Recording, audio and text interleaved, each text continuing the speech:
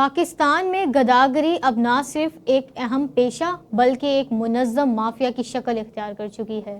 جس کے اثرات گلیوں، بازاروں، شاپنگ مالز اور چوراہوں تک پھیل چکے ہیں۔ یہاں 65% کام کرنے کے قابل افراد بھی گداگری کو اپنا لیتے ہیں اور مقدس مہینوں میں گداگری کا سیزن عروج پر پہنچ جاتا ہے۔ غربت اور محرومی کی وجہ سے محروم طبقہ اپنی بنیادی ضروریات پوری کرنے کے لیے دوسروں سے براہ راست امداد کا مطالبہ کرتا ہے، جس میں اشیاء خورد و نوش، لباس اور پیسے شامل ہیں۔ اور افسوس کی بات تو یہ ہے کہ اس میں بچوں کی تعداد بھی دن بدن بڑھتی جا رہی ہے۔ علوم عمرانیات کے ماہرین گداگری کو ایک ایسا سماجی رویہ قرار دے چکے ہیں جس میں محتاج طبقہ امیر افراد سے براہ راست مدد طلب کرتا ہے،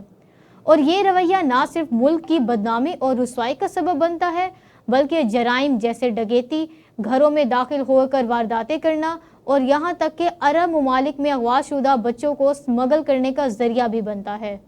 آج پاکستان کے ہر شہر کی سڑک، گلی، محلہ اور بازار میں گداگروں کے منظم گروہ موجود ہیں، اور کراچی میں ان کی تعداد سب سے زیادہ ہے۔ بڑھتی ہوئی مہنگائی نے بھی اس مسئلے میں اضافہ کیا ہے، جس سے یہ ایک پورا نیٹ ورک بن گیا ہے، جس کے تحت ہر گداگر کی مخصوص جگہ اور اوقات کار متعین ہے، اور سب سے زیادہ کمانے والا گداگر کو بہترین علاقوں میں تعینات کیا جا رہا ہے۔ معاشرتی اور معاشی وجوہات کے باوجود گداگری ایک لعنت ثابت ہوئی ہے جو معاشرے میں پستی و ذلت پیدا کرتی ہے، عزت نفس اور محنت کے نظریات کو متاثر کرتی ہے، اور اس کے ساتھ ساتھ صاف ستھرائی کی کمی کی وجہ سے بیماریوں کے پھیلاؤ کا سبب بھی بنی ہے،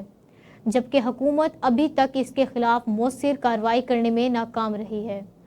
اس کے علاوہ بچوں کو بھی پیشہ ور گداگروں کے ہاتھوں کھلونا بنایا جا رہا ہے،